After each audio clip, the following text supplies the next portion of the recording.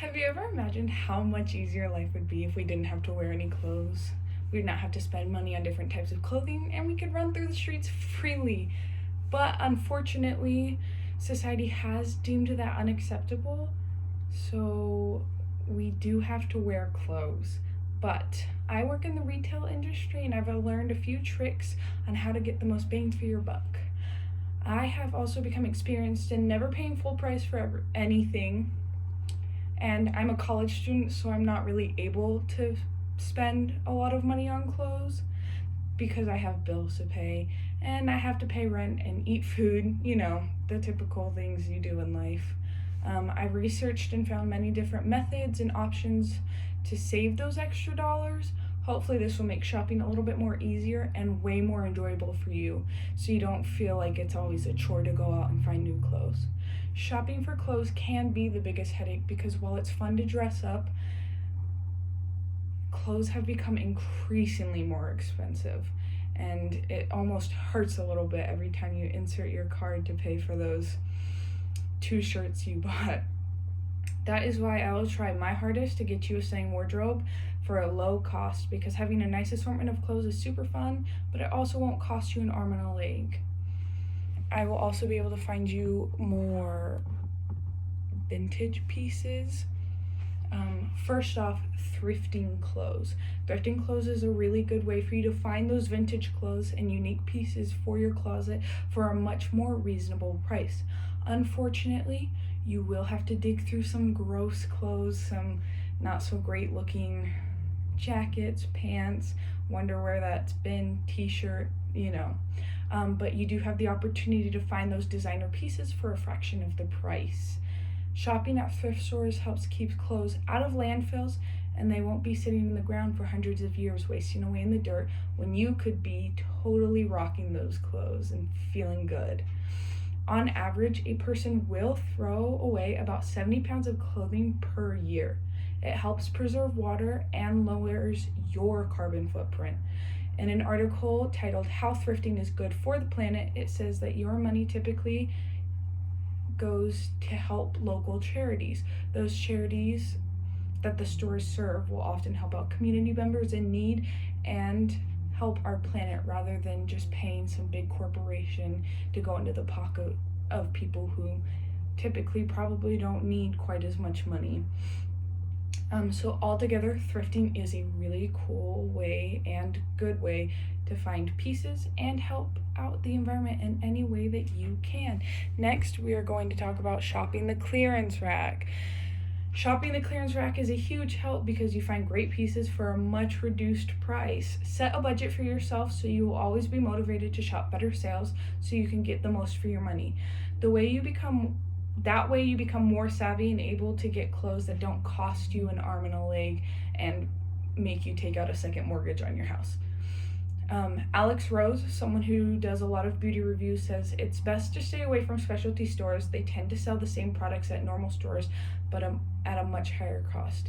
I've seen this firsthand. You walk into a Victoria's Secret and you're like, wow, I really like this set of underwear, or whatever, but you can walk into a Hanes or even just to a Walmart, and nowadays you can find something very similar for a much reduced price, so you're not giving Victoria's Secret $50 for one thing, Remember to always head straight to the clearance rack. Don't ever meander in the store. It gets really disheartening when you find a piece that you love so much but you can't afford it because you have wasted your time in the front of the store rather than going straight to clearance and finding pieces there that you love. And don't fret, usually those pieces that you find and you love eventually will hit clearance. So don't be afraid to ask if something's on clearance, especially if you're unsure. Some things get misplaced, and there's nothing worse than finding a piece that you love but it's not actually on clearance when you get to the register. Remember, you can always shop clearance online if you don't want to leave the house. And it also allows you to find sizes and different pieces that you couldn't find in store. Third, learning the patterns of retail. In our store, we do most of our markdowns on Sunday. In most retail stores, there are specific days that markdowns happen. If you pay attention and visit stores often, it becomes easier to see which days those markdowns do happen. Matthew Hudson wrote an article called How to Determine Markdowns in Retail, where he outlines that retail buying is more of a math than it is about fashion. He also states markdowns are inevitable, but markdowns done right can be healthy. When you visit a store, often go to clearance and see if there are any new items you haven't seen before. If there are new clearance items, that means markdowns happen between sometime you were last here and the day you are there now. So let's say I go on Saturday and then I come back on Wednesday and there's new pieces. That means markdowns typically will happen between Saturday and that Wednesday. Sometimes clearance is overflowing, so it helps to go check the other areas to see if there's clearance just throughout the store because they don't have enough space to put it into clearance. As an example, a website called All Things Target, they outline Target's markdowns scheduled to be 30% off the first time, and then they'll mark it down 50%, and then last they'll mark it down to 70% off. So if you see an item that is still out of your price range, just wait to see if it drops. One last thing is if you see an item you love and it's not on sale, just wait. Usually the items on the clearance rack go mark down even further and they add new items to the clearance every so often. I know for like a normal amount of time is usually around 60 days. That's just what I have from my experience.